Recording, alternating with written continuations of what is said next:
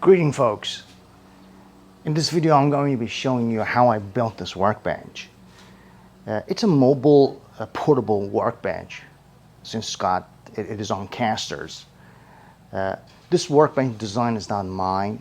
I got it online from so many folks that built it of their own variation and iteration. And it's a very cool design because I found it to be very useful when you're done with the miter saw. Actually, you can flip it back, down, and when you want it, you just flip it up and work. Follow along, see how I got to this point and how I built it. It's just my journey of building this. Needless to say, if you liked this video and found it to be informative, please do like and subscribe. It helps me grow my presence on social platforms. Thank you. Alright, first thing first, I needed to draw where all the cuttings and the cavity for my miter saw, my workbench are going to be, to have a visual picture over the top layer of the workbench. Then I went on to start cutting. As you can see, I've used pocket holes to attach all these pieces and components together. I found these pocket holes to be very strong. At least on these 2x4s, they really hold up the carcass and the frame of the work.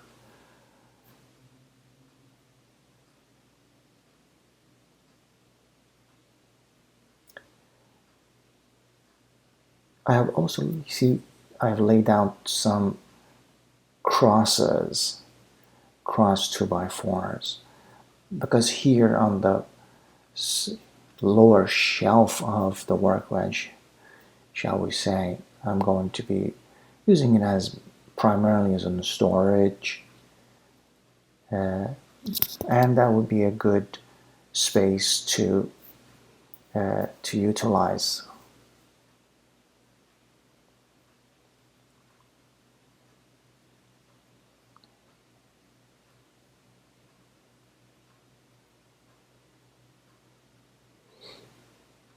Yeah, I went on with these pocket holes wherever I could, really. So here I'm simply putting 2x4s to give me the space for the overlap of the top of the workbench. Since this overlap is going to just be huge, where you are down the road, you're going to just get a clamp or just attach something temporarily to the workbench so you can work on it. This is the overlap. I'm trying to adjust it once I'm going to be attaching it to the main frame. So here you see it's almost done, like the top plywood and the lower plywood for the lower shelf is done. I'm simply going to attach it with the screw, and I use countersink so that the head of the screw would not protrude out.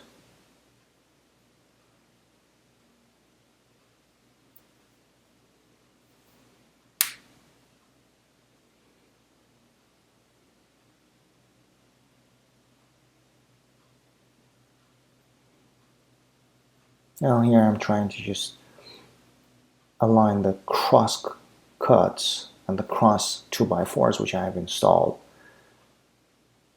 so that would be screwing them direct onto those crosses.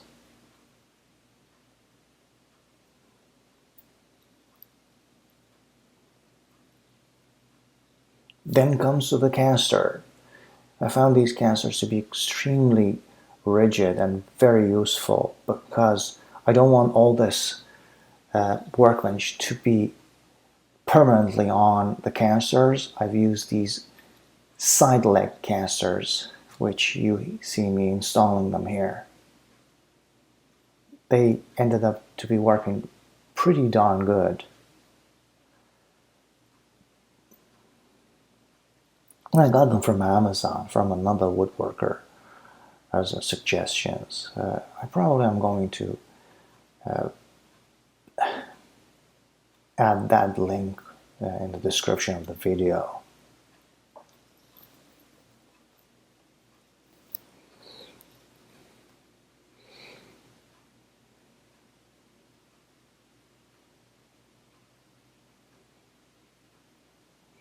So these are, whatever the Amazon website that you are going to, these are Canadian dollars.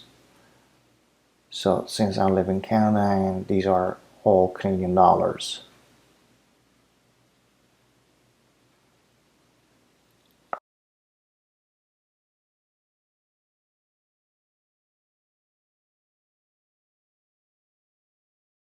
Push them down to engage them and pull them up when you don't want them. So your table is going to be on their legs.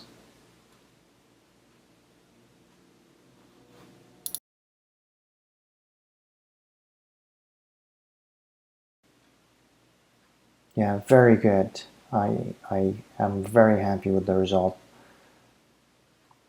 having them on a temporary casters. So here I'm cutting out where the miter saw is going to be. I used a flush cut with my router.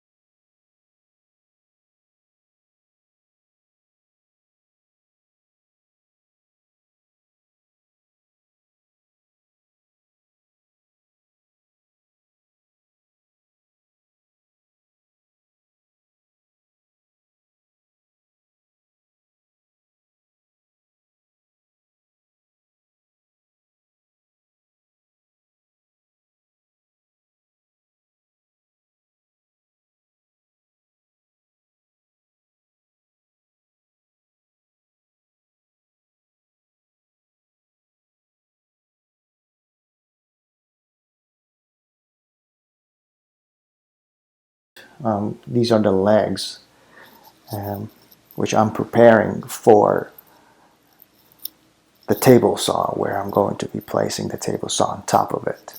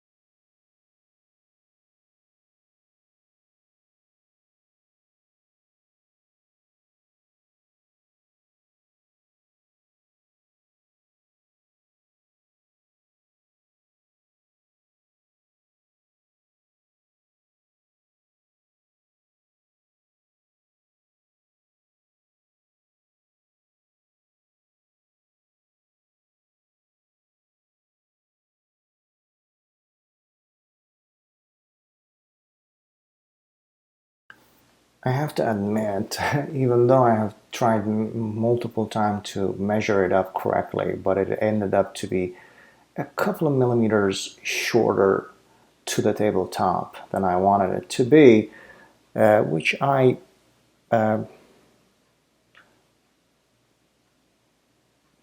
remedy was to place this very thin cardboard underneath 4 legs, and that made it correct. But that was not a huge drawback. and a simple fix.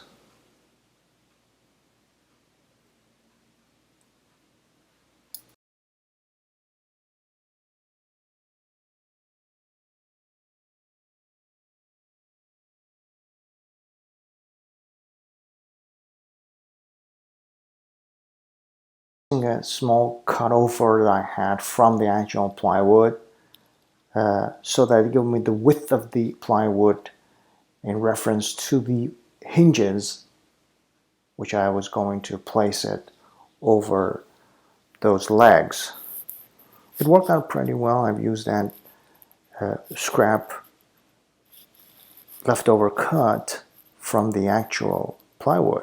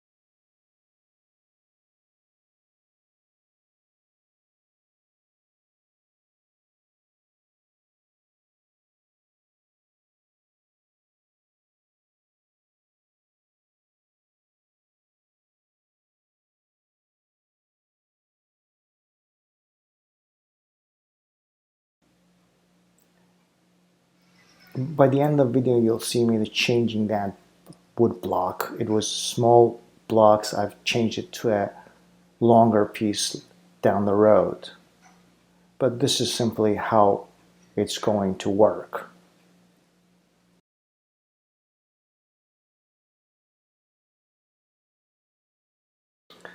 That is pretty much it. Later on, I'm trying to just adjust the final pieces together, and that was pretty much it, guys. It took me a couple of days to finish it up, but hope you could just get something out of it and get inspired to do your own